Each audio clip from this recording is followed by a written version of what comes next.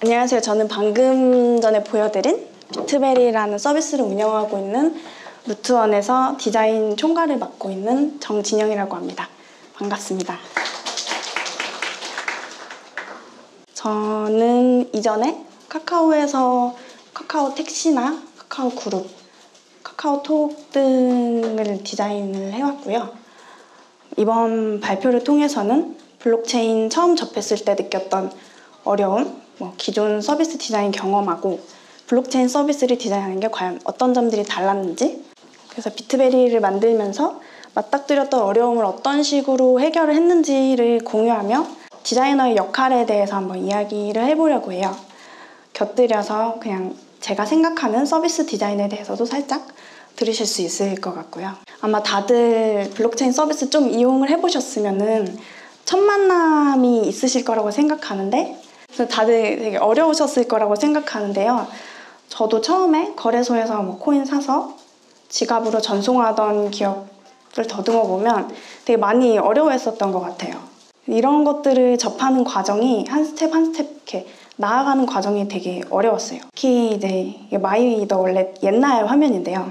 지금은 이렇지 않긴 한데 제가 처음 접했을 때는 마치 이제 블록체인 세계에 함부로 들어오지 마라, 약간 이런 경고와 함께 이렇게 싸워서 이겨내는 것 같았거든요. 그래서 아마 이 과정을 겪었던 분들이라면 후에 하는 제 얘기를 공감하실 것 같아요. 그렇다면 기존 작업해왔던 서비스들하고 블록체인 서비스는 과연 어떤 점들이 달랐을까요? 기존에는 개발 환경에 대한 이해도만 있으면 시작할 수 있었던 반면에 블록체인은 생태계에 대한 전반적인 이해가 필요했어요.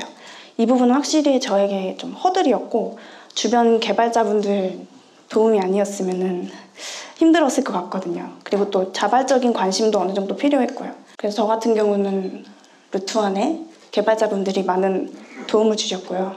지금 여기 와 계시는데 정말 감사하고요. 두 번째로는 개발 도구 같은 형태의 불친절한 환경이었어요. 전반적으로 개발 상태 그대로의 느낌이라서 접근성이 매우 낮고 사용자에게 학습을 시켜야 하는 요소가 굉장히 많았습니다. 예를 들면 긴 숫자나 문자로 이루어진 주소의 형태라든지 이 업계에서 사용되는 용어들이 전혀 친숙하지 않아서 이 용어들을 어떻게 사용자들에게 쉽게 전달할 수 있을까를 고민 많이 했던 것 같아요. 그리고 기존에 만들어왔던 서비스들은 메신저도 그렇고 택시도 그렇고 모두 원래 기존 생활에 녹아들어 있어서 사용 사례나 유사한 사용 사례나 불편한 요소 같은 거를 찾기가 되게 쉬웠던 반면에 블록체인은 아직 그런 부분이 비어있는 것처럼 느껴졌는데요. 아직 일상생활에 블록체인을 활용한 서비스들을 찾아보기 어려워서 좀 공감을 할 만한 사례가 많이 없었던 것 같아요. 그로 인해서 서비스 방향성 잡는 것도 좀 어려웠고요. 이런 어려움들을 겪으면서 비트베리를 만드는 과정에서 계속 생각하던 몇 가지 문장들이 있었는데요. 첫 번째는 만드는 사람이 어렵고 불편할수록 사용하는 사람들은 쉬워진다는 것이었어요. 그동안 다른 서비스들 만들면서 느꼈던 거는 사용자들은 의외로 비밀번호도 잘 잊어버리고 미리 숙지했으면 하는 그런 문구들, 안내 문구 잘 읽지 않더라고요.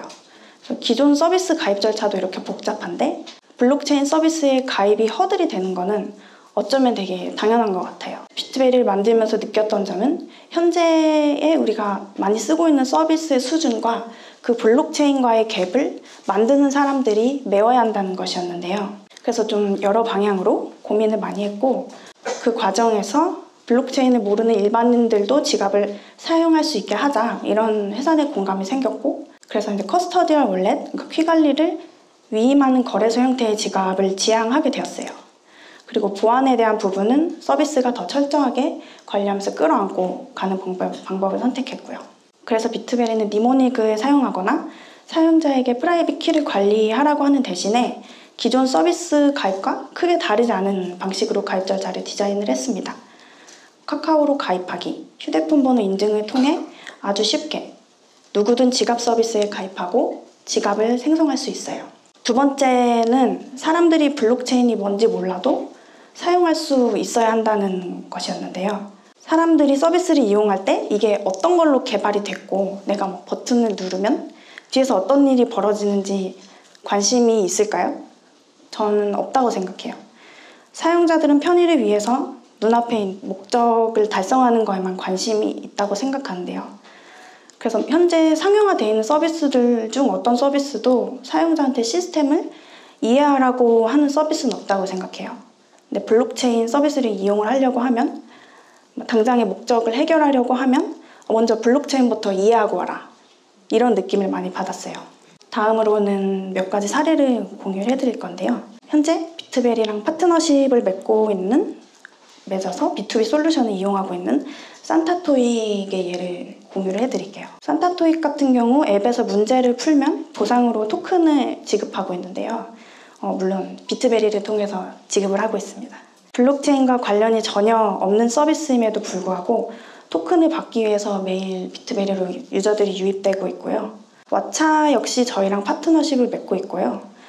왓챠 서비스랑 계정 연동해서 토큰을 잔고 반영하고 토큰으로 왓챠 플레이 이용권을 결제할 수 있도록 하는 솔루션을 제공하고 있습니다. 산타토익 주요 고객은 토익을 공부하는 20대 대학생인데요.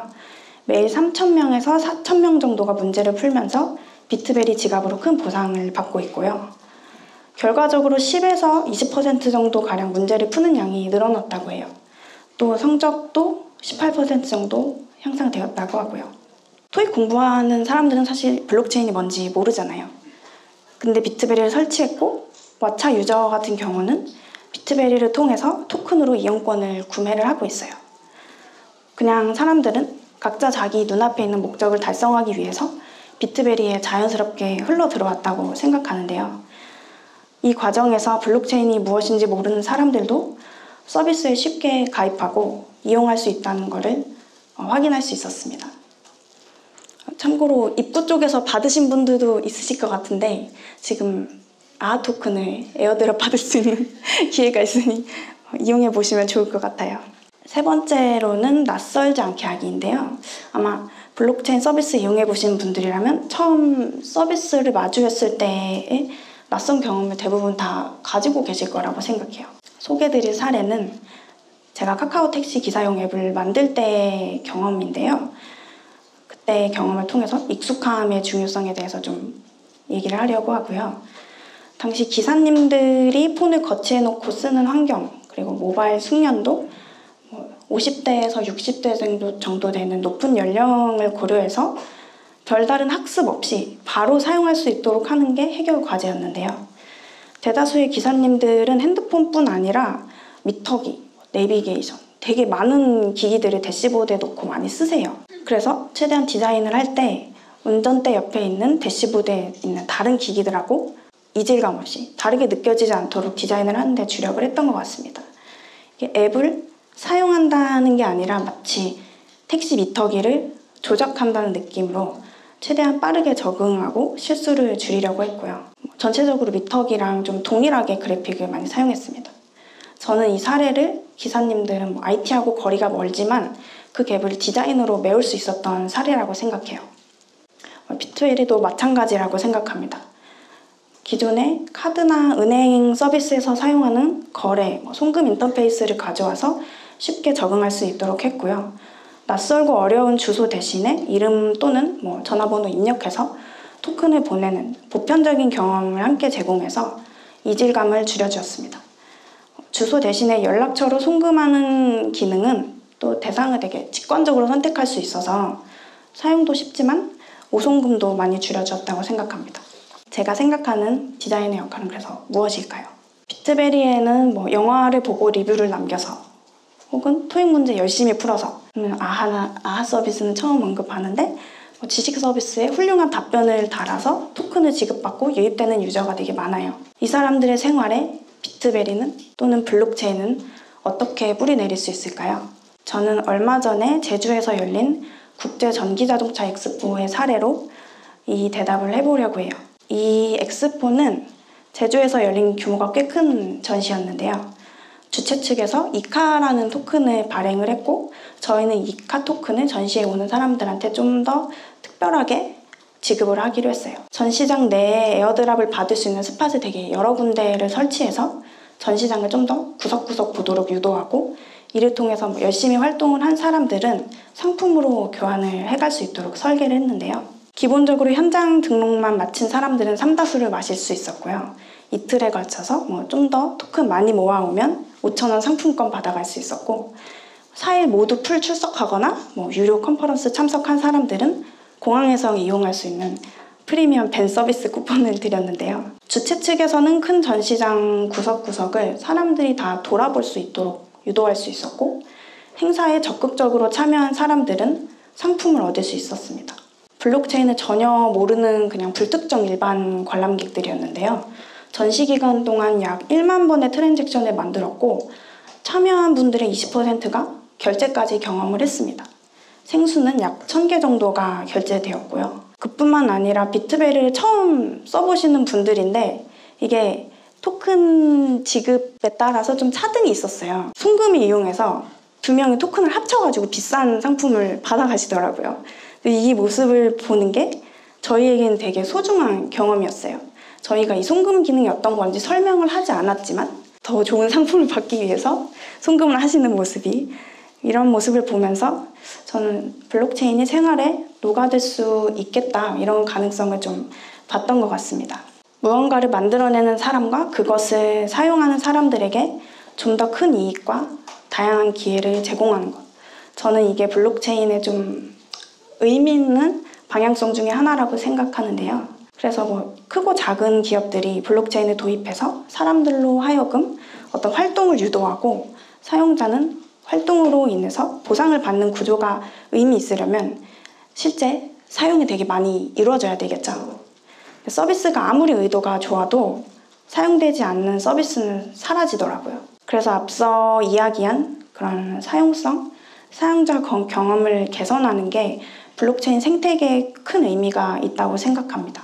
그래서 마지막으로 정리하면서 한 번 더 강조하는 디자이너의 역할은 쉬운 사용성으로 서비스에 대한 진입 장벽을 낮추어서 더 많은 사람들에게 더 많이 사용되고 결국엔 생활에 녹아들어서 생태계를 확장시키는 것이라고 생각합니다.